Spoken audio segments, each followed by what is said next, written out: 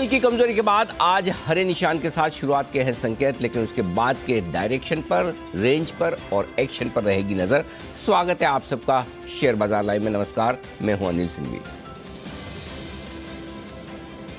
नमस्कार, मैं हूं दीपांशु भंडारी। एक्शन के लिए हो जाइए तैयार। आज थोड़ी दूरियां सर और मेरे बीच में ज़रूर हैं, और इनफैक्ट सर आज तो बहुत मन था स्टूडियो में होने का, क्योंकि आज एक बहुत खास दिन भी है, गुरु पूर्णिमा। तो सबसे पहले तो सर गुरु पूर्णिमा की आपको ढेरों शुभकामनाएं। आप हमारी और हमारी टीम के लिए नहीं, बल्कि इस देश के करोड़ों निवेशक, रिटेल इन्वेस्टर्स, पार्टिसिपेंट्स, ट्रेडर्स, सभी के लिए एक गुरु का रोल निभाते हैं। तो आपको तो तहे दिल से हार्दिक शुभकामनाएं सर। धन्यवाद दीप, और धन्यवाद आप सबको भी, और आप सबके भीतर विराजित गुरु को भी, क्योंकि हम चाहें तो सबसे कुछ ना कुछ सीख सकते हैं। और मैं जाने अनजाने में मैं बता दूं आपको, आपसे और हमारी टीम मेंबर्स और हमारे दर्शकों से बहुत कुछ सीखता हूं, इसमें कोई डाउट नहीं। और इस लिहाज से हमारे सारे दर्शक, हमारी सारी टीम मेंबर्स भी मेरे गुरु हैं, और मैंने ज़िंदगी में जिन जिन से सब कुछ जो कुछ भी सीखा है उन सबको मेरा बहुत बहुत प्रणाम। और आप सभी को गुरु पूर्णिमा की बहुत बहुत शुभकामनाएं।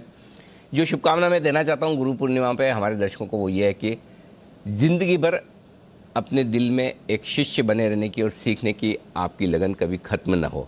तभी ज़िंदगी में हम प्रोग्रेस करेंगे। जिस दिन हम ये समझेंगे हमने सब कुछ सीख लिया, हमने सब कुछ जान लिया, हम गुरु बन गए, वहाँ से ज़िंदगी खत्म होने लगती है, सीखना बंद हो जाता है, प्रोग्रेस बंद होती। तो सीखते रहें, शायद इसी का नाम ज़िंदगी है। और मार्केट, लाइफ, आपके माता पिता, दोस्त, कलीग्स, इससे ज़्यादा कोई सिखा नहीं सकता जिनके साथ आप अपनी ज़िंदगी बिताते। तो एक बार फिर से सबको बहुत बहुत शुभकामनाएं गुरु पूर्णिमा की। आइए शुरुआत करते हैं आज के बड़े ट्रिगर्स के साथ। और अमेरिकी बाजारों में लगातार तीसरे दिन कमजोरी रही। डाउ में, नेस्डेक में भी कल नुकसान के साथ ही हमने क्लोजिंग होते देखी है। भारी उतार चढ़ाव के बीच दिन के निचले स्तरों के आसपास जाकर बंद होते हुए दिखे बाजार। कच्चे तेल में तेज़ गिरावट आती दिखी। एकमात्र ये सबसे बेहतरीन संकेत हमारे बाजारों के लिए दिख रहा है। $100 के आसपास ब्रेंट क्रूड है, और WTI क्रूड तो लगभग $95-96 के पास पहुंचता हुआ नजर आ रहा है। मेटल्स में भी तेज़ गिरावट होती दिख रही है। नतीजों के सीजन की शुरुआत जो TCS ने की है, उसकी कमजोरी को आगे बढ़ाने का काम किया। HCL टेक ने बेहद खराब नतीजे पेश किए हैं। तो जून तिमाही में HCL टेक का प्रदर्शन खराब। IT शेयरों पर दबाव बरकरार रहने की और बढ़ने की आशंका पूरी है HCL टेक के नतीजों के बाद। जी बिल्कुल सर, तो यहाँ तो पूरा फोकस बना हुआ है। कई सारे टॉकिंग पॉइंट्स निकल कर आए हैं, बट सबसे बड़ा टॉकिंग पॉइंट सर, कच्चे तेल की ये भारी गिरावट। इनफैक्ट हमारे लिए तो बड़ी रिलीफ के बात है, वापस 100 के नीचे ब्रेंट आ गया है, 95 तक WTI पहुंच गया। कैसे समझना है, क्योंकि तेल के साथ साथ बाकी कमोडिटीज में भी हमने वीकनेस देखी। थोड़ा डॉलर की मजबूती में भी इसका रोल है, बट ओपेक ने डिमांड फोरकास्ट अगले साल के लिए थोड़ा कम भी किया है। तो ओवरऑल इस गिरावट को कैसे समझे सर? दो वजह है इस गिरावट की। एक वजह है जो आर्थिक कारण है, और दूसरी वजह है राजनीतिक कारण। आर्थिक कारणों की पहले बात करें, जाहिर सी बात है कि मांग में कमी आने की आशंकाएं, वो डर तो है ही, और उस डर के चलते ही अमेरिकी बाजार कमज़ोर भी हो रहे हैं। अगर वो डर अमेरिकी बाजार में आर्थिक सुस्ती, आर्थिक मंदी का है, तो जाहिर सी बात है कच्चे तेल और दूसरे मेटल्स की खपत कम होगी, उसकी डिमांड कम होगी, ये साफ है। और यही वजह कि आप देखिए कॉपर आपका 20 महीनों के निचले स्तरों पर पहुंचता हुआ दिख रहा है, और मेटल्स के दाम तेज़ी से घट रहे हैं, और कच्चे तेल के दाम भी उसी तरीके से फिर से नीचे आते हुए दिख रहे हैं। चिंता की बात क्या है? खुशी की बात तो ये कि कच्चे तेल के दाम नीचे आए, लेकिन चिंता की बात है कि कच्चे तेल के दामों में जो उतार चढ़ाव है दीप, वो बहुत तेज़ होता दिख रहा है। 5-7% का मूव आजकल बड़ा नॉर्मल सा हो गया कच्चे तेल में, जो साल भर कभी कच्चा तेल 5% ऊपर नीचे नहीं होता था, अब हर रोज़ 5% ऊपर नीचे होने लगा है। तो ये एक बड़ी इंटरेस्टिंग सिचुएशन दिख रही है यहाँ पर। कच्चे तेल को लेकर लॉन्ग टर्म और शॉर्ट टर्म व्यू दोनों ही बहुत ही इंटरेस्टिंग और अलग तरीके के होते दिख रहे हैं। लेकिन ओवरऑल इसमें कोई डाउट नहीं कि मांग घटने के डर से जो कच्चा तेल कमज़ोर होता दिख रहा है, वो एक तरह से हमारे लिए ठीक है। वही सब लोग चाहते हैं कि कच्चे तेल में कमी आए, ताकि ग्लोबल इन्फ्लेशन को नीचे लाने में मदद मिल सके। अब ये कितने दिन तक टिकाऊ रहेगा देखना होगा। मेरा फिर से व्यू वही है दीप, $95-100 की रेंज में इसको स्ट्रॉन्ग सपोर्ट है। $115-120 की रेंज में जाने पर अच्छी खासी सप्लाई। सो अब हम उस सपोर्ट रेंज की तरफ बढ़ रहे हैं, $95 से $100 की रेंज में। इसके नीचे जाने पर फ्रेश कमजोरी होगी, और तब हमें बहुत खुशी होगी। लेकिन फिलहाल आज भी हम $106 का $100 आना बिल्कुल एंजॉय करेंगे, सेलिब्रेट करेंगे। तो ये तो बात होगी आपकी कच्चे तेल को लेकर। अब दूसरी चीज़ जो है दीप, वो है राजनीतिक कारणों को लेकर। जो बाइडेन साहब की यात्रा गल्फ़ कंट्रीज़ की और स्पेशली सऊदी अरब की, उसके चलते थोड़ा बहुत कच्चे तेल को उनकी सम्मान में नीचे आना चाहिए। कुछ योगदान आप उसका भी मानकर चल सकते हैं कि चलिए वो वहाँ पहुँच रहे हैं तो उसके हिसाब से थोड़े से कच्चे तेल में दबाव दिखे, बट वो टेम्परेरी है। जो परमानेंट या जो थोड़ा लॉन्ग टर्म होगा वो आर्थिक मंदी की आशंका वाला होगा। तो मेरे ख्याल से हमें जो चाहिए ग्लोबल इन्फ्लेशन को कंट्रोल करने के लिए, हमारे लिए तो एक ही सबसे बड़ी समस्या है कच्चा तेल। बाकी लोकल फूड इन्फ्लेशन वगैरह में तो इतनी हमारे उतनी दिक्कत वाली बात है नहीं, वो तो हमारे चलना ही चलना है। सो मेरे ख्याल से ओवरऑल कमोडिटीज़ के दाम कम होना, मेटल्स के दाम कम होना, कच्चे तेल का कम होना हमारे लिए आज का सबसे बड़ा ट्रिगर है, और एसजीएक्स निफ्टी में ये हरियाली उसी की वजह से दिख रही है। जी बिल्कुल सर, राहत की बात दिख रही है एसजीएक्स निफ्टी में उसी की वजह से, और इसको एंजॉय भी करेंगे। इनफैक्ट इन्फ्लेशन की बात निकली है सर, तो दो तरह से इन्फ्लेशन पर आपसे सवाल पूछना चाहूंगा। एक तो हमारे लिए ऑफ कोर्स आगे जाकर ये जो गिरावट आ रही है इसका इफेक्ट आएगा, बट एटलीस्ट पिछले महीने जून में और उससे पहले मई में 7% के आंकड़े पर ही अब इन्फ्लेशन बरकरार है। तो एटलीस्ट हमारा इन्फ्लेशन बढ़ा नहीं है, कम भी ज्यादा नहीं हुआ बट बढ़ा नहीं है, एक स्टेबल रेंज पर है। क्या ये कुछ पीक के संकेत दे रहा है? और शाम जो अमेरिका का इन्फ्लेशन डेटा आने वाला है, अनुमान है कि 8.6 से बढ़कर 8.8% रह सकता है, तो यहां पर क्या करना है? दो चीज़ें हैं दीप। देखिए, हमारा इन्फ्लेशन 7% के आसपास बहुत सूदिंग है, इसमें कोई डाउट नहीं है। अब हम नेगेटिव इंटरेस्ट रेट्स पर मुश्किल से 2% के आसपास है, 2.1% है, क्योंकि हमारा ब्याज दरें हमारी 4.9% है, 5% से थोड़ी सी कम, 7% से थोड़ा सा ज़्यादा इन्फ्लेशन, 2-2.25% का गैप है जो हम आसानी से जल्दी से पूरा कर लेंगे। स्पेशली कच्चे तेल के दाम अगर यहाँ $100 के आसपास भी रह जाते हैं और 0.5% आरबीआई ब्याज दरें बढ़ा देता है तो वी आर डन। हमें बहुत ज़्यादा चिंता की बात नहीं। इसका मतलब ये नहीं कि इन्फ्लेशन नीचे नहीं लाना है, लेकिन आपकी ब्याज दरें उसको एडजस्ट करती हुई दिखेगी काफ़ी हद तक। तो इकोनॉमिक बैलेंस के हिसाब से अगर आप देखें तो हम काफ़ी हद तक दूसरे देशों के मुकाबले में बहुत बेहतर होंगे। जहाँ अमेरिका में 1% ब्याज दरें, 8.5% का इन्फ्लेशन है, वो भी आप तो बढ़ने की बात कर रहे हैं कि 8.6 से 8.8% जा सकता है आज रात को। अब 8.8% तक तो ठीक है दीप, काफ़ी लोग तो ये मान रहे हैं कि 9% ना आ जाए, और अगर आज 9% आ जाए तो फिर अमेरिका में इस महीने की जो पॉलिसी है फेड की, उस पॉलिसी में 0.5% तो सब लोगों ने मान ही लिया है। सोचिए, 0.5% ब्याज दरें बढ़ेगी इस पॉलिसी में, ये मानने वाले लोग 0% है, और 0.5% बढ़ेगी ये मानने वाले लगभग 90% है, और 1% मानने के लिए भी लोग तैयार हो रहे हैं, क्योंकि अभी तक कहीं कोई संकेत इन्फ्लेशन के काबू में होने के आए नहीं। और गलती से अगर आज का इन्फ्लेशन का आंकड़ा 8.8% के ऊपर आ जाए या 9% टाइप का आ जाए तो फिर आप समझ लीजिए फिर तो मामला बहुत ही सीरियस है। और तब अगर फेड 1% भी ब्याज दरें बढ़ा दें तो कोई बहुत बड़ी बात नहीं, और वो बढ़ाए ना बढ़ाए, कम से कम अमेरिका के मार्केट बॉन्ड मार्केट उसे मानकर एडजस्ट करने की कोशिश अपने आप को कर सकते हैं। तो मेरे ख्याल से हमारे इन्फ्लेशन से कोई खास फर्क पड़ना नहीं है बाजारों पर। ठीक है, खराब आता तो थोड़े हमें चिंता होती है, ठीक आया है तो कोई दिक्कत की बात नहीं है। लेकिन आज रात अमेरिका में इन्फ्लेशन का आंकड़ा क्या आता है, ये मेक और ब्रेक है, और उसी पर नजर रहेगी। तो अमेरिकी बाजारों के आगे की चाल पूरी तरह से आज के इन्फ्लेशन के आंकड़े पर रहेगी। तो सबसे अहमियत वाला आंकड़ा आज का है जो आज रात आप अमेरिका में देखेंगे। जी दीप। बिल्कुल सर, और इस आंकड़े से पहले ही सर कल हमने अमेरिका में भी देखा, ऑलमोस्ट पूरे दिन अच्छी तेजी के साथ ट्रेड कर रहे थे, बट आखिरी 1.5-2 घंटों में ही बाजार फिसलकर डेज लो के आसपास बंद हुए। हालांकि गिरावट उतनी नहीं थी, बट हाँ गेंस ऊपर से करीब 350 अंक नीचे डाउ बंद हुआ। हमारे बाजार में भी कल ऐसे ही हुआ था सर, आखिरी आधे 1 घंटे में हमने देखा कि हमारे बाजार भी काफी शार्प गिरकर डेज लो के आसपास बंद हुए। तो थोड़ा बताएं कि अब ये जो संकेत हैं और साथ ही कल का जो एक्शन हो उससे बाजार पर क्या एक्शन आ सकता है? देखिए, कल का गिरना स्वाभाविक था, खाली ये कि गिरने की समय और गिरने की स्पीड लोगों को परेशान कर रही थी अगर आप गिरने के बारे में सोच रहे थे। रीज़न ये कि कल ज़्यादातर ट्रिगर्स आपके लिए नेगेटिव थे। रुपया कमज़ोर, कच्चा तेल बढ़ा हुआ ही था 105 106, डाउ फ्यूचर सुबह से 125-150 पॉइंट कमज़ोर, एफआईएस की बिकवाली का आंकड़ा फिर से छोटा ही सही लेकिन कैश में आया, वायदा कारोबार में थोड़ा उन्होंने बेचा भी।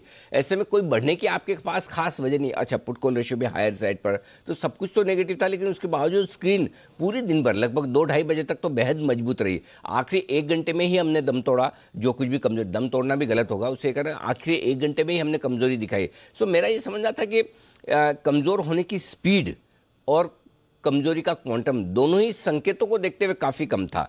अब इसमें आप जो सबसे इंपॉर्टेंट चीज़ें पढ़ने वाली वो है कि इसका मतलब ये कि बाजार सारे नेगेटिव संकेतों के बावजूद स्ट्रेंथ दिखाने की कोशिश कर रहा है। और पहला इंपॉर्टेंट सपोर्ट लेवल जो निफ्टी का था 16,000 16,050 वो आपने तोड़ा नहीं। 34,925, 35,125 का जो इंपॉर्टेंट सपोर्ट लेवल था वो आपने तोड़ा नहीं, उस रेंज में सपोर्ट ले लिया। सो आई थिंक स्ट्रेंथ है दीप। और आप देखिए अब आज क्या बढ़िया है मुझे बताओ। कच्चा तेल ठीक है, इसके अलावा कुछ है खास? जी नहीं। अमेरिका में उतार चढ़ाव के बीच कमजोर सेशन, दिन के लो पर आप जाकर बंद हुए। डाउ फीचर्स को ऐसे भाग नहीं रहे, सुस्त पड़े हुए हैं। करेक्ट। ऐसे में एसजीएक्स तो रफ्तार में दौड़ लगाया जा रहा है, 70 पॉइंट ऊपर हो गया। क्यों? क्योंकि ये ताकत है। कल स्क्रीन ने, इवन नहीं सिर्फ कल बल्कि परसों भी आप देखिए स्क्रीन कहाँ कमजोर थी। तो पिछले 2 दिनों से भारतीय बाजार में स्क्रीन ग्लोबल मार्केट्स के मुकाबले में बहुत स्ट्रॉन्ग दिखने की और दिखाने की कोशिश कर रही है, जो पढ़ने की जरूरत है। और यही वजह कि 2 दिनों से मैं सोच भी रहा हूँ कि ऊपर से नीचे आएगा, लेकिन वो पुट ऑप्शन देने की या शॉर्ट कॉल लेने की हिम्मत नहीं हो रही, क्योंकि वो स्क्रीन दिखा नहीं रही है। आज फिर से मजबूत शुरुआत का संकेत है, क्योंकि उसके पीछे एक बड़ा रीजन ये दीप, जो डेटा में हम आगे डिस्कस करेंगे, वो ये कि बाजार कल की गिरावट के बाद काफ़ी हल्के हो गए। पुट कॉल रेशियो पर निफ्टी और बैंक निफ्टी पर पोजीशंस काफ़ी हल्की हुई है, और ये बेहद इंटरेस्टिंग है। तो देखते हैं आज क्या कुछ होता है। लेकिन ओवरऑल कल के बाजारों में एक अच्छी बात ये रही, स्पीड से नहीं गिरे, ज़्यादा नहीं गिरे, और साथ ही साथ पोजीशंस हल्की हो गई। तो आज हम ऊपर जाने के लिए थोड़े अच्छे तरीके से तैयार हैं। जी दीप। और साथ ही दिख रहा है सर एसजीएक्स निफ्टी का भी पूरा सपोर्ट है। डेज हाई पर एसजीएक्स निफ्टी ट्रेड कर रहा है करीब ½ % की बढ़त के साथ। तो आइए मिड वीक ट्रेडिंग सेशन है सर, करते हैं इसकी शुरुआत। पहले संकेत बताइए, कल के मुकाबले आज थोड़े संकेत भी बेहतर दिख रहे हैं। को मेरा भी पूरा सपोर्ट है, लेकिन मेरे सपोर्ट के चक्कर में है ना ये 40 से 75 पॉइंट हो गया। तो मैं तो ये चाहता हूँ कि जितना कम गैप से खुले और जितना सुस्ती के साथ खुले, वहाँ तुरंत खरीदारी के मौके आपके लिए बनेंगे। अब डीप यही है, ओवरनाइट पोजीशन रखना। डे लो पर कल बंद होकर सारे संकेतों के बीच में अगर कल आपने अपनी शॉर्ट पोजीशन को कैरी किया तो कुछ गलत नहीं किया।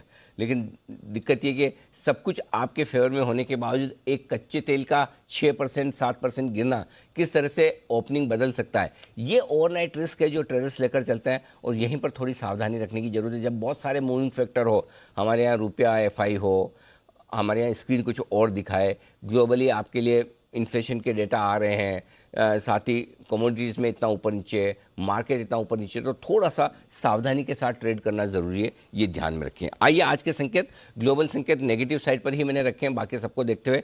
एसजीएक्स निफ्टी के अलावा ग्लोबल संकेतों में कोई खास पॉजिटिव नहीं है, लेकिन आप चाहें तो न्यूट्रल भी रख सकते हैं बदल कर, क्योंकि कच्चे तेल और एसजीएक्स निफ्टी को मिलाकर आप देखें तो ग्लोबल संकेत आपके न्यूट्रल हो जाते हैं। तो नेगेटिव से चाहें तो न्यूट्रल कर लें।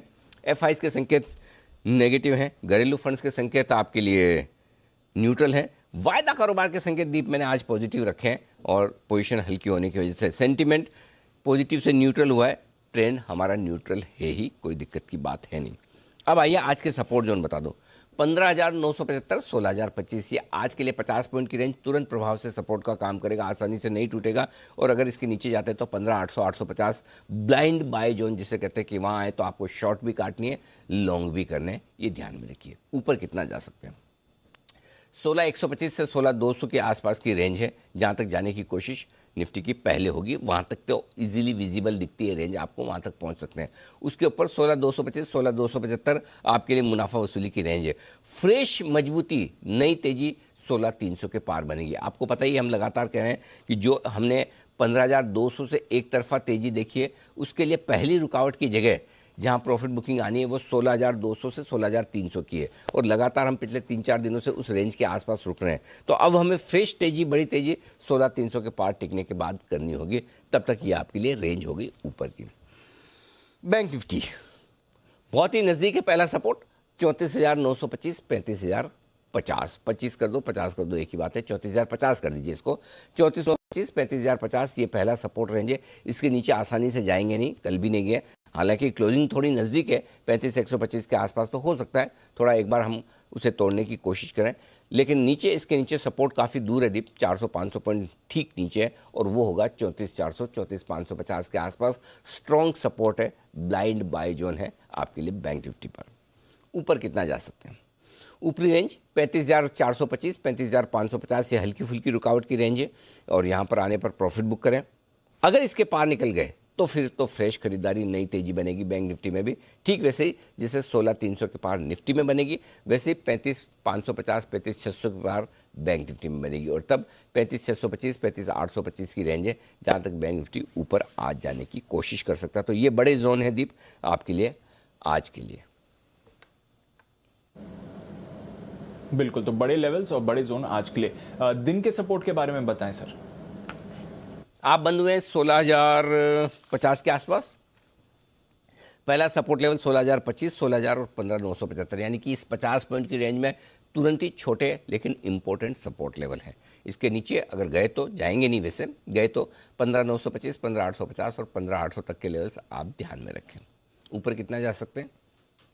16,058 पर बंद हुए, 16,100, 125, 150, ये तीन छोटे लेवल्स हैं। इसके बीच में कहीं न कहीं हम शुरुआत करेंगे। उसके बाद 215, 240 और 265 ये आगे के बड़े लेवल है। 16,300 फाइनल है, इसके पार बड़ी तेजी बनेगी जो आज नहीं दिखता है। बैंक निफ्टी 35,125 के आसपास आप बंद हुए। पहला सपोर्ट तुरंत प्रभाव से बैंक निफ्टी के लिए जो बनता है वो है 35,025 का, 34,975 और 34,925, ये तीन विजिबल आसान वाले सपोर्ट है जो आसानी से नहीं टूटेंगे। इसके नीचे गए तो फिर गिरावट बड़ी होती है, तब आपके लिए छोटे सपोर्ट है बीच में तीन, वो 34,825, 750 और 650 के, जिनके ज़्यादा मायने नहीं है। इंपॉर्टेंट और बड़े सपोर्ट जो है वो 34,550 और 34,400 की रेंज में है। इस पर आपको रखनी है नज़र डीप सपोर्ट के लिहाज से। अब आइए बैंक निफ्टी के हायर लेवल्स। 35,125 से हायर लेवल गिनिए आप। 35,250, 350 ये दो छोटे लेवल है। 425, 475 और 550 ये मीडियम लेवल है। 550 तक की यात्रा हम ऑलरेडी कर चुके हैं परसों, तो ये मीडियम लेवल है। इसके पार निकलने की संभावना कम है, लेकिन लेवल्स खाली नोट करके रख लें। 35,625, 35,750 जो आएंगे नहीं, ये सारे लेवल्स हैं जिन पर आपको फोकस करना है। जी दीप। चलिए, तो ये हैं आपके लिए सारे बड़े लेवल्स और दिन के सपोर्ट और रेजिस्टेंसेस। थोड़ा डेटा समझाएं सर, जो आप बात कर रहे थे पीसीआर का सहारा है, एफआईएस की पोजीशन को भी देखते हुए कहाँ पर रखनी है नजर? पहली चीज़ तो दीप, एफआईएस के इंडेक्स में लॉन्ग पोजीशन एक ही दिन में 6% घट कर आई, यानी कि इंडेक्स में लॉन्ग पोजीशन काफ़ी कम की है एफआईएस ने, ये साफ नज़र आ रहा है। तो लॉन्ग अनवाइंडिंग आपको दिख रही है और कुछ हद तक शॉर्ट्स भी दिख रहे हैं। तो एफआईएस की 16,200 के आसपास इंडेक्स पर कॉन्फिडेंस कम होता हुआ दिख रहा है, ये साफ दिख रहा है। पिछले 2 दिनों से वापस एफआईएस ने हाथ खींचना शुरू किया है और सेलिंग प्रेशर बढ़ाना शुरू किया है, ये संकेत दिख रहा है, पहली चीज़। दूसरा, ये पुट कॉल रेशियो में I am very much comfortable. 1.21 का पुट कॉल रेशियो 0.85 पर, यानी कि लगभग 35 basis point put call ratio आपका एक ही दिन में 150 पॉइंट निफ्टी कमज़ोर होने पर नीचे आ गया। दूसरा, बैंक निफ्टी का पुट कॉल रेशियो तो और भी ज़्यादा है, लगभग 42-43 बेसिस पॉइंट घटा है, 134 से सीधा 93 पर, 0.93 पर। सो आई थिंक बाजार दोनों ही निफ्टी और बैंक निफ्टी पर काफ़ी हल्के हो गए, लॉन्ग पोजीशन काफ़ी कम हुई है और ये एक अच्छा संकेत है। तो कम से कम आप ये कह सकते हैं कि आज हल्के होकर आप जा रहे हैं, ये एक पॉजिटिव संकेत है। इंडिया विक्स में किसी तरह का कोई बदलाव नहीं, थोड़ा सा 1% ऊपर चढ़कर आया है। अब आइए आपको स्टॉप लॉसेस दे दूँ। अगर आपकी तेजी की पोजीशन है तो 3 दिन से जो स्टॉप लॉस मैं दे रहा हूँ वही आज भी होगा, 15,975 इंट्राडे और क्लोजिंग दोनों बेसिस पे। जिसको थोड़ा ज़्यादा लगाना हो 15,950 लगा लें, मेरे ख्याल से 15,975 काफ़ी है इंट्राडे क्लोजिंग बेसिस पे, ठीक है। निफ्टी पर और बैंक निफ्टी पर भी अपना वही है, रोज़ वाला जो चल रहा है 34,900, इसमें कोई बदलाव नहीं। आप 34,900 के आसपास फटक भी नहीं रहे, 100, 150, 200 पॉइंट उसके ऊपर से घूम जाते हैं। आज भी यही रखेंगे 34,900 इंट्राडे और क्लोजिंग बेसिस पे। जिसको छोटा रखना हो 35,000 का रखें, मेरी राय मानेंगे तो मैं 34,900 बोलूँगा। अब आइए शॉर्ट साइड पर, स्टॉप लॉस वही रखेंगे जो कल के थे, 16,300, 16,275 का आपको हाई मिला है इस रनअप में और 16,220 की आपकी बेस्ट क्लोजिंग मिली है, थोड़ा सा ऊपर 16,300। ऐसे आपको लगेगा कि 250 पॉइंट ऊपर है, लेकिन निकल कर यही आ रहा है, बाकी आप अपनी मर्जी से लगा सकते हैं। बैंक निफ्टी पर 35,600, 35,550 का हाई हमने बनाया है और क्लोजिंग हमारी 35,470 की बेस्ट हुई है। वहाँ से थोड़ा सा ऊपर 35,600 का इंट्राडे और क्लोजिंग बेसिस पे स्टॉप लॉस होगा और ये स्टॉप लॉस एकदम क्रिस्टल क्लियर है। मुझे नहीं लगता कि इसमें कहीं कोई आपको छेड़छाड़ करने की ज़रूरत है। जी दीप। ओके, तो ये है आपके लिए आज के लिए इंपॉर्टेंट लेवल्स अगर आपकी मौजूदा पोजीशंस हैं। अब नई पोजीशंस के लिए बताएं सर, क्या होगी स्ट्रैटेजी? एक तो मैं नई पोजीशन के लिए वो रेंज दूंगा जो आएगी नहीं, लेकिन फिर भी आपको नोट करके रखना, अगर आए तो 15,800, 15,850 इस रेंज में मिले तो मौका छोड़ना नहीं है, खरीद ही लेना है। 15,700 का स्टॉप लॉस होगा। टारगेट जो बनेंगे 925, 975 दो छोटे target, 16,025, 16,075 medium target, 16,100, 16,150 final target. 6 target छोटे वाले रखने हैं, ज़्यादा बड़े लंबे चौड़े नहीं।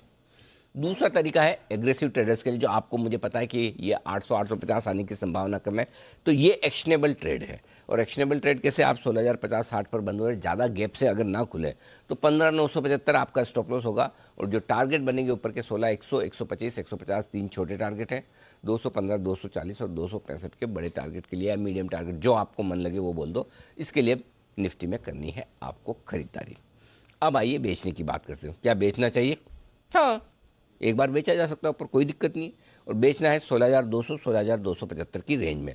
200 से मूड बनाइए, समझो जैसे अभी आप 80 पॉइंट ऊपर हैं। डाउ आप देखिए, डाउ मुश्किल से हरे निशान में है, कोई खास मैंने ऊपर देखा नहीं। तो अगर समझिए डाउ आपका बढ़ जाए तो आप 16,250-75 का इंतज़ार कीजिए, और डाउ में ज़्यादा मजबूती ना दिखे तो 16,200 के आसपास बेचिए। तो वो बेचने का आप बाकी का रुपया, क्रूड, डाउ ये सब देखकर डिसाइड करिए कहाँ बेचना है। एक चांस आप ले सकते हैं 16,275 के आसपास तक। स्ट्रिक्ट स्टॉप लॉस 16,350 का होगा, और नीचे के जो टारगेट बनेंगे दीप वो होंगे 16,160, 16,135, 16,115 तीन छोटे टारगेट, 16,060, 16,015 और 15,925 ये फाइनल टारगेट जिसके लिए करनी है आपको निफ्टी में बिकवाली। तो ये निफ्टी में आपके खरीदने और बेचने दोनों की बात हुई। जी दीप। बिल्कुल, तो चलिए ये तो रहे आपके सारे निफ्टी के लेवल्स। बैंक निफ्टी में आप क्या करेंगे सर, और अभी भी बैंक निफ्टी की लीडरशिप बरकरार है? हाँ है, बिल्कुल है। और कल बैंक निफ्टी गिरने से मना ही कर रहा था, आप देखिए बाद में गिरा, पहले निफ्टी ने गिरावट शुरू की। अब बैंक निफ्टी में जो मैं दे रहा हूँ वही सेम निफ्टी की तरह ही है, 15,800, 850 जैसे निफ्टी में खरीदना है, वैसे बैंक निफ्टी में 34,400, 34,550 जो आपको भी पता है मुझे भी पता है आने वाला है नहीं।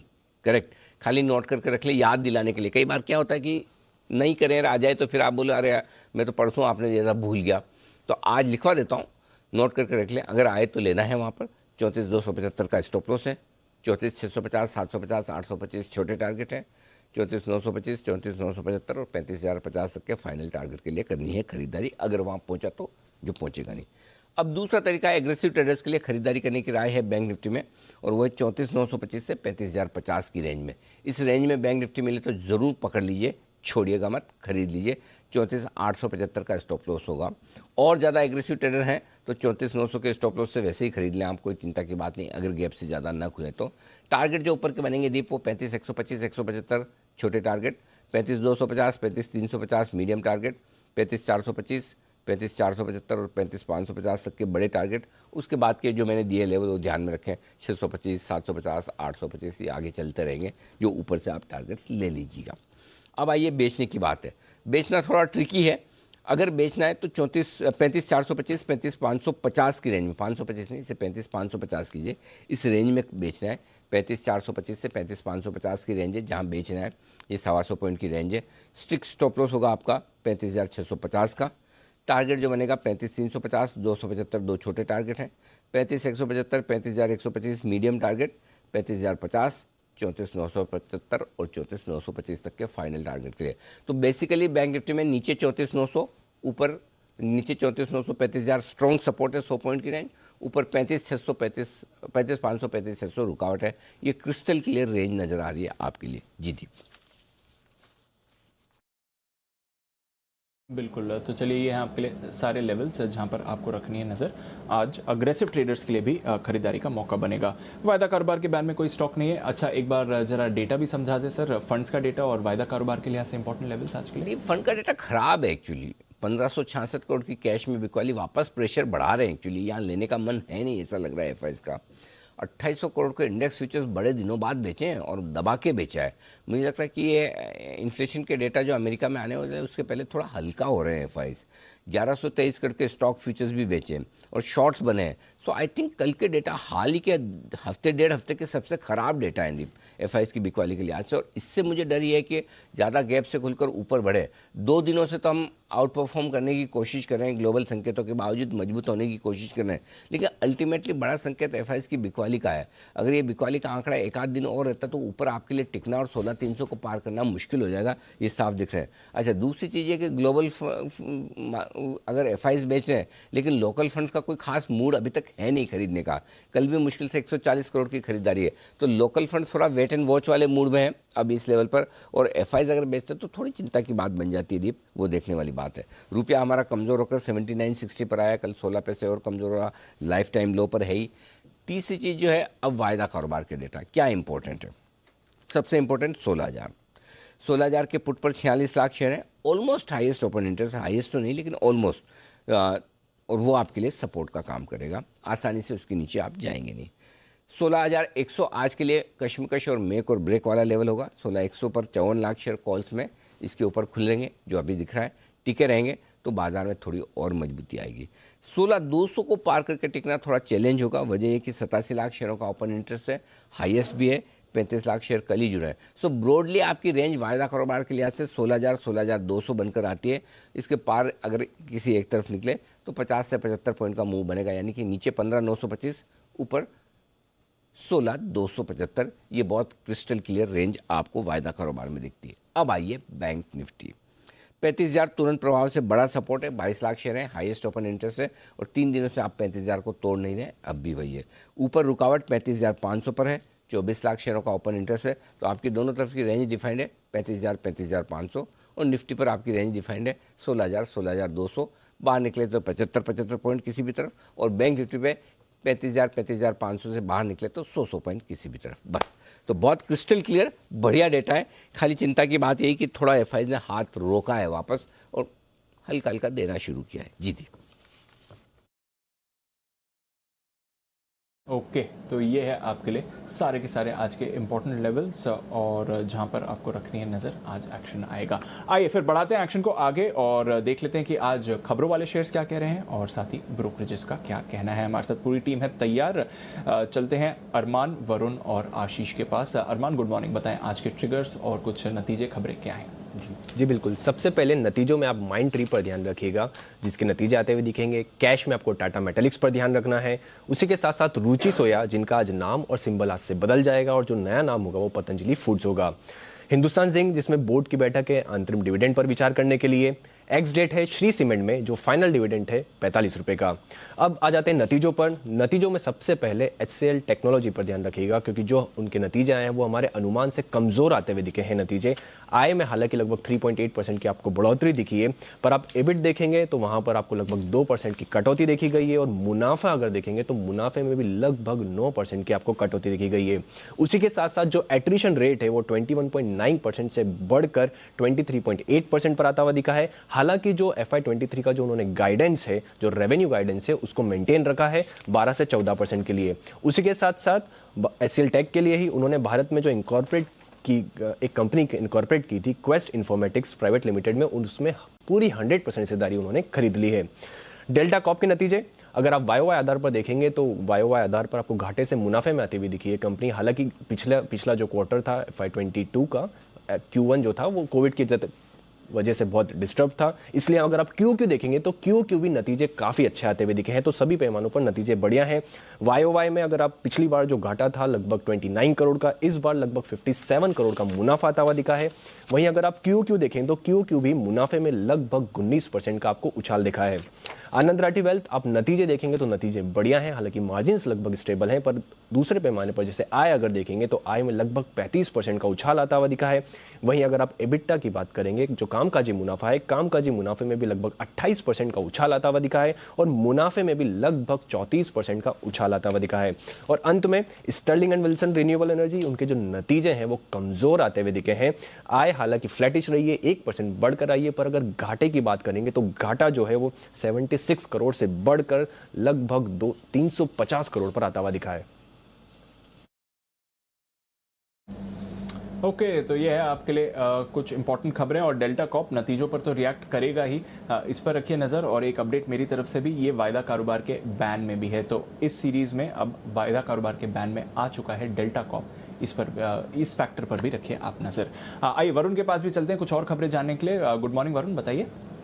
गुड मॉर्निंग दीप। तो सबसे पहले तो MGL यहाँ पे आपको नज़र रखनी है, क्योंकि यहाँ पे कंपनी ने CNG और PNG दोनों के दाम बढ़ा दिए हैं। CNG के जो दाम है 4 रुपये प्रति किलो से इसकी बढ़ोतरी की गई है, और PNG के जो दाम है 3 रुपये प्रति SCM के आसपास बढ़ाए गए हैं। HDFC लिमिटेड पर नज़र रखेगा, इन्होंने अपने क्वार्टरली अपडेट दिया है।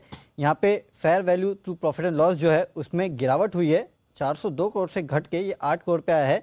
इक्विटी मार्केट में जो वॉलेटिलिटी थी उसके चलते ये गिरावट देखने मिली है।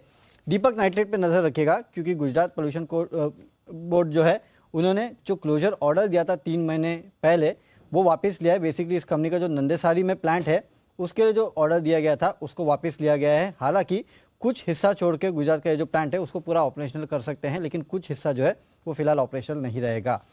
पेपर स्टॉक्स यहाँ पे नजर रखेगा क्योंकि घरेलू कागज उद्योग जो के लिए काफ़ी अच्छी खबर आई है। सरकार ने 1 अक्टूबर से PIMS यानी कि पेपर इंपोर्ट मॉनिटरिंग सिस्टम जो है उसको अनिवार्य किया है। इसके लिए 15 जुलाई से इनफैक्ट रजिस्ट्रेशन जो है वो शुरू होने वाला है। 201 तरह के आइटम्स है जिस पे इसको लागू किया जाएगा। DGFT ने बेसिकली इसके ऊपर जानकारी दी है, आदेश दे दिए हैं। तो इसके चलते पूरा पेपर स्टॉक्स जो है उन पे आपको नजर रखनी है। बेसिकली इंपोर्ट को कम करना है, आत्मनिर्भर बनाना है इस पूरी इंडस्ट्री को, उसके चलते कदम उठाया गया है। शिल्पा मेडिकेयर बेंगलुरु में जो इनका यूनिट 6 है उसको UK के MHRA यानी कि medicine and health care products and regulatory agency जो है उससे गुड मैन्युफैक्चरिंग प्रैक्टिस का एक सर्टिफिकेशन जो है वो मिल चुका है। 18 अप्रैल से 20 अप्रैल के बीच में इसका इंस्पेक्शन किया गया था।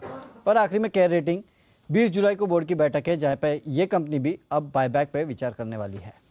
ओके, तो ये है सारी के सारी खबरों वाले शेयर। 20 जुलाई को केयर का भी बायबैक है। इंटरेस्टिंग। तो ये है एक और स्टॉक जिस पर करिएगा फोकस। आइए अब वक्त है फॉरेन ब्रोकरेजेस की रिपोर्ट्स का, FIR।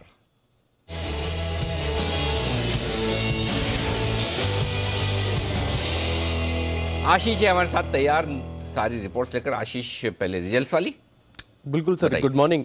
HCL टेक यहाँ पर नतीजों का असर देखने को मिला सर। बहुत इंटरेस्टिंग सेट ऑफ रिपोर्ट्स है मेरे पास। पूरे 10 ब्रोकरेज हाउस की रिपोर्ट्स आई हैं HCL टेक पर। अच्छा, इसमें से खास बात बताता हूँ कि 10 जो रिपोर्ट्स आई हैं इनमें से 7 ब्रोकरेज हाउस ऐसे हैं जिन्होंने थोड़ा बहुत तो टारगेट कट किया ही है। एक एक करके रिपोर्ट आपके सामने रखता हूँ। CLA से देखिए आउट परफॉर्म की रेटिंग को बरकरार रखे, 1000 रुपये के लक्ष्य के लिए 928 की क्लोजिंग है। और ये मान रहे कि इन्होंने EPS के अनुमान में 2 से लेकर 4% की कटौती की है। मान रहे कि रेवेन्यू ग्रोथ ठीक ठाक है, लेकिन मार्जिन पर जो है इन्हें निराशा देखने को मिली है। गोल्डमैन सैक्स ने न्यूट्रल की रेटिंग को बरकरार रखा है। लक्ष्य 981 से घटाकर 976, थोड़ा सा ही काटा है। इसके अलावा अगर आप देखें तो जेफरीज ने होल्ड किराए को बरकरार रखा है, 990 से घटाकर 980। नोमिरा ने न्यूट्रल की रेटिंग को बरकरार रखा है। लक्ष्य जो है 1100 से घटाकर 1000 रुपये राउंड फिगर कर दिया है। सिटी ने न्यूट्रल की राय दी है, 990 से घटाकर 910 कर दिया है। JP मॉर्गन स्टॉक पर लंबे समय से जो है बेरिश है, अभी भी अंडरवेट की रेटिंग को बरकरार रखे हुए। लक्ष्य 850 से घटाकर 800 कर दिया। HSBC ने भी लक्ष्य घटाया। क्रेडिट स्विस ने भी आउट परफॉर्म की रेटिंग को बरकरार रखा है, लेकिन जो लक्ष्य है वो 1450 से घटाकर 1110 रुपये कर दिया है। और करीब करीब 7 ब्रोकरेज हाउस ऐसे हैं जिन्होंने टारगेट कट्स HCL टेक पर किए। तो सबसे हाईएस्ट टारगेट मकवायरी का है 1430। और सबसे लोएस्ट किसका है सर? सबसे लोएस्ट 976 दिख रहा है। गोल्डमैन नहीं, इसके भी नीचे कोई है क्या? 910 है। 800 रुपये है ना। JP मॉर्गन ने कर दिया है 800, और मतलब 800 से लेके 1430 की रेंज होगी इसकी। 52 हफ्तों के ऊपरी और निचले स्तर से भी कहीं ज्यादा बड़ी रेंज ये है। ठीक है, तो और बताइए सर। और भी ब्रोकरेज रिपोर्ट्स आई हैं। रिलायंस पर देखिए मैक्वायरी अभी भी अंडर परफॉर्म की रेटिंग को बरकरार रखे हुए। लक्ष्य इन्होंने जो है बढ़ा है, हालांकि एडजस्ट ही किया है। 1850 से बढ़ाकर 1950 कर दिया है। 2420 पर स्टॉक ऑलरेडी चल रहा है। डिक्सन टेक लंबे करेक्शन के बाद क्रेडिट स्विस अब आउट परफॉर्म की रेटिंग को बरकरार रखे हुए, रीआइटरेट किया है, कोई नई रिपोर्ट नहीं है। 4800 रुपये का लक्ष्य दिया है। विप्रो पर देखें तो मैक्वायरी ने आउट परफॉर्म की रेटिंग को बरकरार रखा है, अभी भी 640 रुपये का लक्ष्य दे रहे हैं। इसके अलावा गुजरात स्टेट पेट्रोनेट, यहाँ पर मैक्वायरी ने जो रेटिंग है इसे अपग्रेड कर दिया। पहले न्यूट्रल की राय देते थे, अब आउट परफॉर्म की रेटिंग दे रहे हैं, लेकिन जो लक्ष्य है इन्होंने काटा है, 300 से घटाकर 280 कर दिया, हालांकि 226 की क्लोजिंग है। गुजरात गैस पर भी देखें तो सिमिलरली मैक्वायरी ने जो रेटिंग है इसे अपग्रेड किया है, और जो लक्ष्य है वो 400 रुपये से बढ़ाकर 440 कर दिया है, हालांकि 446 पर स्टॉक ऑलरेडी चल रहा है। IGL यहाँ पर मैक्वायरी न्यूट्रल की रेटिंग को बरकरार रखा है 400 रुपये के लक्ष्य के लिए। ओके, तो ये है आपके लिए कुछ और रिपोर्ट्स। इसके अलावा भी कोई रिपोर्ट्स? ये सारी होगी कंप्लीट सर? यही रिपोर्ट्स हैं, बाकी कुछ हैं जिनमें ब्रोकरेज हाउस ने व्यू अपना रीआइटरेट किया, तो मजा नहीं, ज्यादा नया कुछ नहीं है। कुछ नया नहीं है। चलिए, तो काम की रिपोर्ट सारी आपको बता दी है, बाकी रिपोर्ट्स तो बहुत सारी आती है, सब तो बताने का फायदा है नहीं।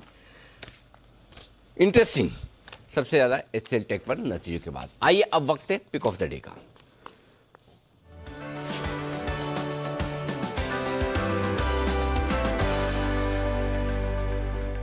बंसल जी सुप्रभात, शुरुआत कीजिए। सुप्रभात अनिल जी, सुप्रभात दीपांशु। अनिल जी, मेरा पिक ऑफ द डे है कॉनकॉर। कॉनकॉर में खरीदारी की राय है। टेक्निकली पैटर्न अच्छा है। कल के सत्र में एक ब्रेकआउट, एक पॉजिटिव क्रॉसओवर देखने को मिला था और मुझे लगता है यहाँ पर 710 715 के लेवल देखने को मिल सकते हैं। तो 653 का स्टॉप लॉस है, 710 का टारगेट है और कॉनकॉर है मेरा pick of the day. Okay, कौन है आपके लिए खरीदारी करने की राय इस वक्त बंसल जी की तरफ से? आइए कुणाल जी से भी जानते हैं उनका पिक ऑफ द डे पसंदीदा शेयर। सुप्रभात कुणाल जी। सुप्रभात अनिल जी, और साथ ही आपको अनिल जी गुरु पूर्णिमा की बहुत बहुत शुभकामनाएं अनिल जी, और मेरा प्रणाम स्वीकार करें अनिल जी। आपको भी आपसे हम सभी ने बहुत कुछ सीखा है और अनिल जी जो भी पैनल में है सभी से अनिल जी कुछ ना कुछ सीखने को मिलता है। कुछ से अनिल जी ये सीखने को मिलता है कि क्या करना चाहिए और कुछ से ये कि क्या नहीं करना चाहिए।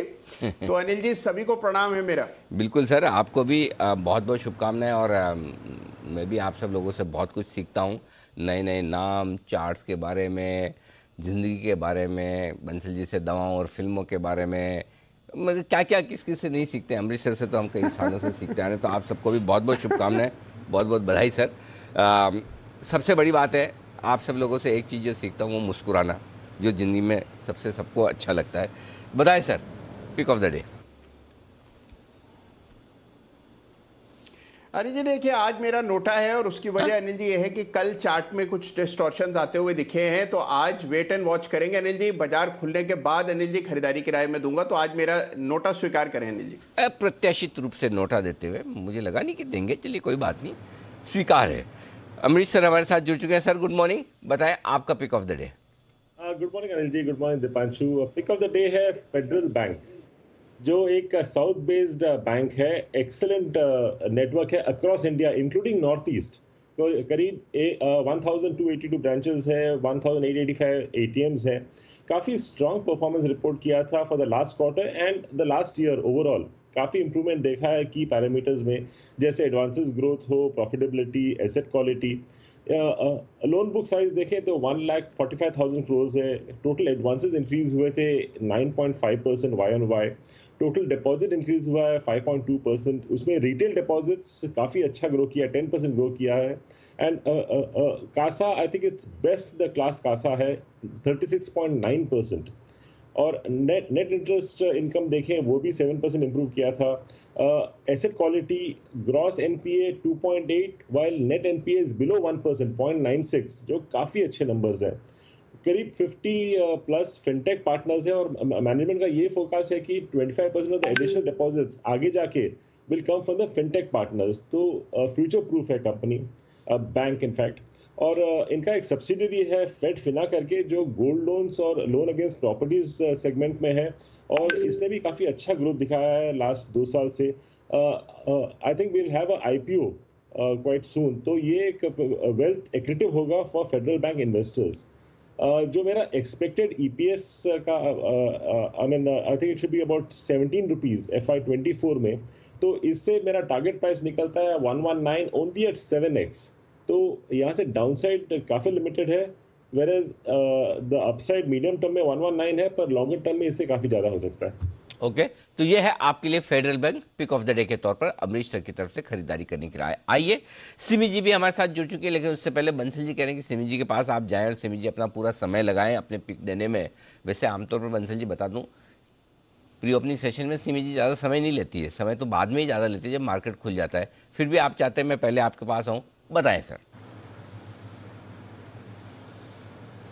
देखिए Anil ji, pick of the day, pick of the week तो मिलती रहती है अनिल जी। आज जो मेरे को मिला अनिल जी, मिला है $1 million Anil ji, smile $1 million picture Anil ji.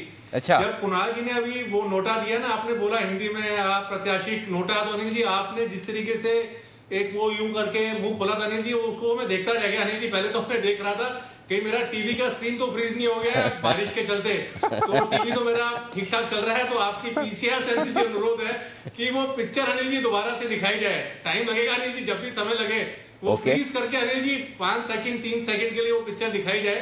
और अगर ट्विटर पे ना डाल रहे हो तो मुझे पर्सनल व्हाट्सएप पे शेयर कर दें अनिल जी। जरूर, बिल्कुल। बंसल जी की फरमाइश पर वो तस्वीर फिर से लाई जाए, थोड़ा सा समय दे प्रोसेस करने का। बंसल जी भी आजकल मतलब डिमांडिंग बहुत हो गए हैं, क्या करें। है भी ऐसे। तो चलिए बंसल जी की बात तो माननी पड़ेगी। बंसल जी थोड़ी देर में आपके लिए वो तस्वीर आने की तैयारी में, तब तक आइए सिमी जी से कर लें सुप्रभात। सिमी जी स्वागत है, बताएं pick of the day. Very good morning Anil ji, very good morning Dipanshu. सबसे पहले तो आप सभी को मेरे तरफ से गुरु पूर्णिमा के प्रणाम। अनिल जी आपको, आपके लिए तो प्रणाम ही है क्योंकि बहुत सालों से आपसे सीख रही हूँ और मेरे सारे कलीग से भी मैं बहुत कुछ सीख रही हूँ यहाँ पे बैठ के। तो मैं सभी को प्रणाम कहना चाहूंगी। जो मेरे जूनियर्स भी हैं उनसे भी कभी कुछ कहीं कुछ सीखने को मिलता है। तो सभी को गुरु पूर्णिमा के मेरे तरफ से बहुत बहुत प्रणाम और शुभकामनाएं, बधाई। सिमी जी धन्यवाद आपको। और आपने चाहे अनचाहे, भले कुछ लोगों ने नहीं भी सीखना चाहा तब भी आपने उनको बहुत अच्छी तरह से बहुत कुछ सिखाया है। इसके लिए आपको बहुत बहुत धन्यवाद भी मेरी तरफ से। हम चाहते हैं कुछ लोगों को आप सिखाएं, जिनको आपने सीधा किया है, सिखाया है, उसके लिए बहुत बहुत धन्यवाद। बताएं pick of the day. Anil ji मेरे तरफ से आज का पिक ऑफ द डे होगा बॉम्बे स्टॉक एक्सचेंज, बीएसई में कल एक सालों बाद एक बहुत अच्छा मोमेंटम देखने को मिला था और मुझे लगता है कि पूरा मोमेंटम मेंटेन होना चाहिए आज के सेशन में भी। आज तो ग्लोबल क्यूज से अच्छा मिल रहा है सिचुएशन। मुझे लगता है कि निफ्टी भी अच्छा खुलना चाहिए और अच्छा रिकवरी भी शो कर सकता है।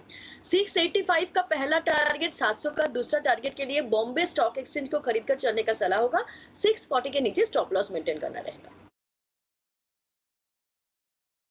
ओके, तो बीएसई इस पर करनी है खरीदारी, यह है सिमी जी को पसंद। और कल हमने देखा भी था एक बढ़िया मूव इस काउंटर में आपने बनते हुए देखी थी। पर आज नतीजों पर रिएक्ट करने वाली हैं कुछ इंपॉर्टेंट कंपनीज। और सबसे पहले तो एचसीएल टेक के एक बार चार्ट पर राय ले ली जाए। कुणाल जी क्या राय बनती है? आईटी में वैसे तो सुस्ती रही है, एचसीएल टेक भी कह सकते हैं अनुमान से थोड़े कमजोर ही इनके नतीजे आते हुए दिखे, गाइडेंस भी कुछ ज्यादा खास नहीं थी। क्या राय देंगे सर चार्ट्स पर?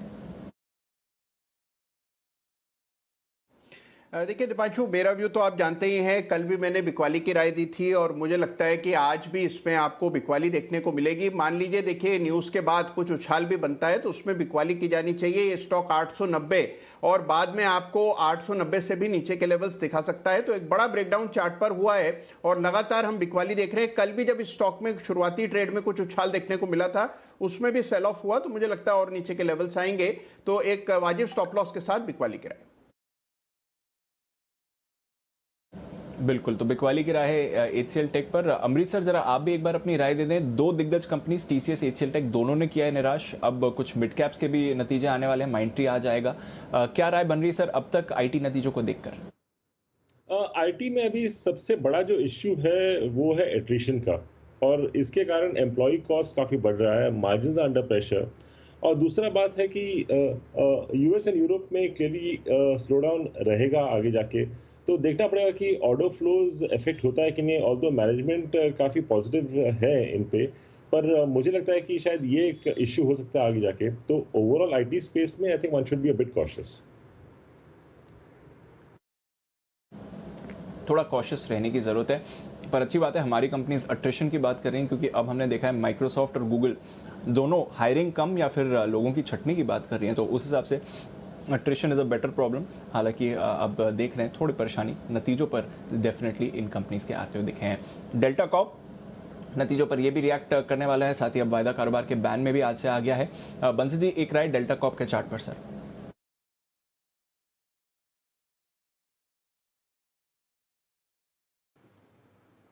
दीपांशु, डेल्टा कॉर्प का टेक्निकल स्ट्रक्चर देखें तो डेल्टा कॉर्प में दीपांशु देखें टेक्निकली तो एक रेजिस्टेंस बना हुआ है, नतीजे अच्छे आए हैं, वो मैंने भी देखे हैं दीपांशु। 184 के लेवल्स टूटे हैं, उसके ऊपर सस्टेन करें तभी खरीदारी की राय होगी। तो 184 के लेवल्स के ऊपर यहाँ पे खरीदना चाहिए डेल्टा कॉर्प को। ओके, तो रखेंगे नजर डेल्टा कॉर्प, देखते हैं आज कैसे करेगा नतीजों पर रिएक्ट। एमजीएल, सिमी जी जरा एक बार इसके चार्ट्स पर राय दें। कंपनी ने दाम बढ़ाए हैं, 4 रुपए प्रति केजी सीएनजी के दाम इन्होंने बढ़ाए हैं। दीपांशु, चार्ट में मुझे लगता है कल का सेशन में थोड़ा सा एक सेल ऑफ देखने को मिला था ऊपरी लेवल से, और मुझे लगता है कि आज के सेशन में 785 का लेवल काफ़ी क्रिटिकल होगा। अगर ये स्टॉक 785 के ऊपर मेंटेन कर सकता है तो वापस रिकवरी देखने को मिलेगा। पर चार्ट में जैसा फॉर्मेशन है देख के लग रहा है कि एक बार के लिए ये प्रॉफिट टेकिंग शो कर सकता है। 785 के नीचे जो नेक्स्ट मेजर सपोर्ट है वो करीब 10-15 रुपया नीचे है। 770 के आसपास ये स्टॉक जा सकता है शॉर्ट टर्म में। तो यहाँ से मुझे लगता है कि थोड़ा सा अगर किसी के पास है तो एक स्टॉप लॉस मेंटेन करके होल्ड करे 785 के, और 785 के नीचे फ्रेश शॉर्ट सेलर सेल भी करके देख सकते हैं। 770 का टारगेट मिनिमम आ सकता है। ओके, तो ये है आपके महानगर गैस। देखते हैं चार्ट पर ऐसे कुछ ज़्यादा खास दिख नहीं रहा है ये काउंटर, पर देखते हैं नतीजों पर, माफ़ कीजिएगा, दाम बढ़ाने पर कैसे एक्शन आएगा। आनंद राठी वेल्थ रिसेंटली लिस्टेड, कुणाल जी जरा एक बार इसके चार्ट पर अपनी राय दे दें सर। अच्छे नतीजे आए, 35% आय इनकी बढ़कर आई है, मार्जिन थोड़े ज़रूर कॉन्ट्रैक्ट हुए हैं, बट कामकाजी मुनाफा बढ़ा है और ओवरऑल मुनाफा भी 33-34% बढ़कर आया है। आनंद राठी वेल्थ, कुणाल जी। देखिए दीपांशु, चार्ट भी अच्छा है। आनंद राठी वेल्थ लिस्टिंग के बाद से कंसोलिडेट कर रहा है और कंसोलिडेशन का जो बैंड है वो लगभग 620 से 680 के बीच है, और ठीक इस रेंज के बीच में कल की बंदी आई है। तो मुझे लगता है कि अगर इन नतीजों के बाद 680 की रेजिस्टेंस को स्टॉक पार कर जाए और उसके ऊपर एक क्लोज आए तो डेफिनेटली इसमें खरीदारी करनी चाहिए। मुझे लगता है मीडियम टू लॉन्ग टर्म में भी आनंद राठी वेल्थ बाजार को आउट परफॉर्म कर सकता है। तो किसी भी गिरावट में कंसोलिडेशन के बाद इसको बाय करें। 680 के ऊपर ब्रेकआउट आने पर मेरी खरीदारी की राय। 680 के ऊपर ही ब्रेकआउट आएगा और तब आपके लिए खरीदारी की राय बनेगी।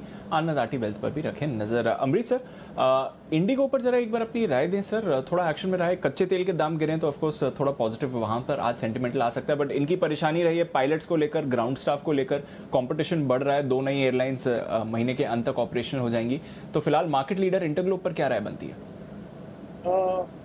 तो राय तो थोड़ा बहुत नेगेटिव है। ऑल्दो क्रूड प्राइसेस गिर रहे हैं, ये तो पॉजिटिव तो श्योरली है, पर इसके अगेंस्ट जो एम्प्लॉयज के इश्यूज हैं, एम्प्लॉय एट्रिशन वहाँ भी होगा, कंपटीशन बढ़ रहा है, इसके कारण जो फेयर्स है वो कम होंगे, तो मार्जिन पे क्लियरली प्रेशर रहेगा। तो मैं बोलूँगा यदि यहाँ पे बाउंस बैक देखते हैं तो ये निकलने का टाइम है, बाई करने का नहीं है।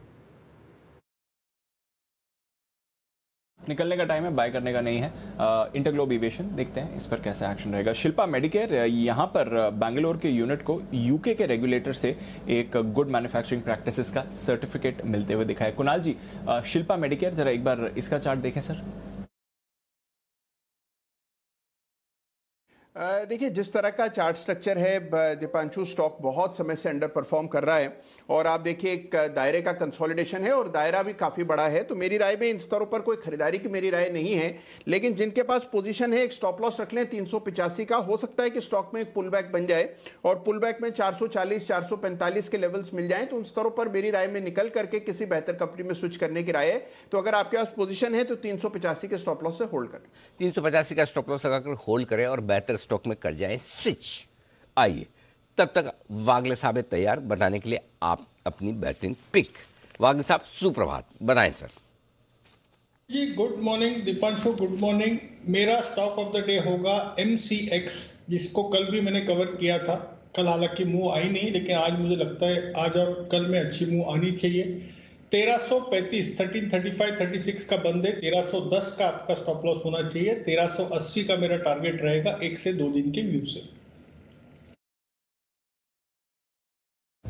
ओके, तो MCX कल भी अच्छे एक्शन में दिख रहा था और आज भी है। तो 2 एक्सचेंजेस आपको रखने हैं रेडार पर, सिमी जी की तरफ से BSE और वागले साहब की तरफ से MCX, जहां पर आप खरीदारी करके आज के लिए चल सकते हैं।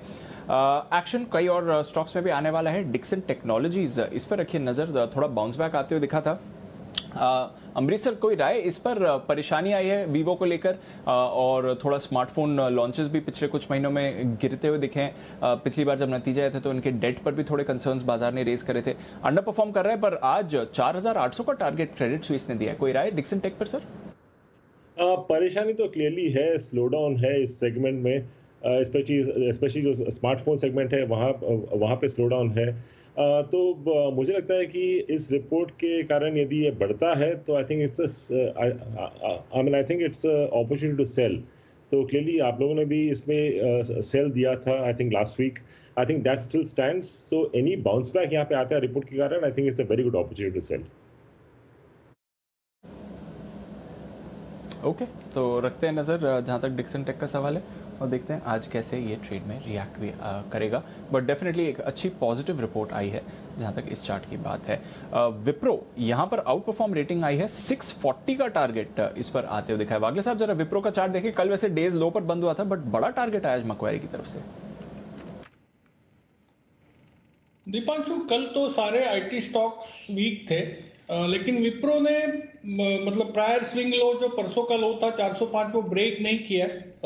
इसका मतलब ये बहुत ज्यादा स्ट्रांग है ऐसा नहीं है, बट इतना वीक भी नहीं है। विप्रो में वीकनेस आएगी अगर ये 400 तोड़ देता है तो, जो शायद ना हो। उसके पहले एक अच्छा खासा बाउंस बैक आए जो स्टॉक को 425 430 तक ले जाए, तो बेचना भी है या बुक करना है तो उसके आसपास बुक करना चाहिए। मेरे लिए विप्रो की रेंज 400 और 430 की होगी अगले 1 से 2 दिनों के लिए। तो 400 430 के लेवल्स फिलहाल विप्रो पर रहेंगे, तो एक बाउंस बैक का कैंडिडेट बन सकता है। देखते हैं आज आएगा कि नहीं, क्योंकि एचसीएल टेक के नतीजों का रिएक्शन है। बाकी फिर ये काउंटर्स हैं जहां पर वीकनेस दिखेगी। बाकी साहब बीपीसीएल पर भी एक बार आपकी राय लेना चाहूंगा।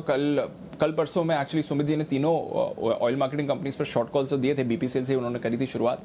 बट आज मक्वारी का टारगेट कट आया, 480 से 400 कर दिया है, बट करंट लेवल से देखें तो भी 100 रुपए की अपसाइड तो वो देख ही रहे हैं। बीपीसीएल का चार्ट क्या कहता है सर?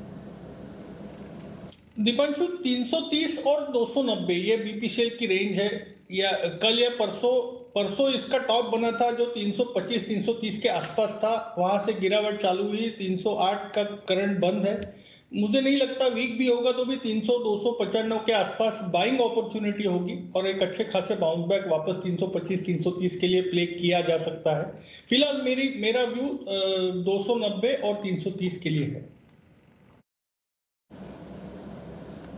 ओके, 290 330 के लेवल्स के लिए बीपीसीएल पर आपके लिए रखनी है नज़र। ऑयल मार्केटिंग कंपनीज वैसे रिसेंटली हमने गिरते हुए ज़रूर देखी हैं। एक एमजीएल पर अभी राय ली थी, गुजरात गैस, ये भी एक इंटरेस्टिंग कॉल है और यहाँ पर अपग्रेड आया मक्वारी की तरफ से, अंडर परफॉर्म से न्यूट्रल कर दिया, टारगेट 400 से बढ़ाकर 440 किया है, बट एग्जैक्टली उसी लेवल पर है जहाँ पर स्टॉक फिलहाल ट्रेड करते हुए दिख रहा है। बंसल जी, गुजरात गैस का चार्ट सर।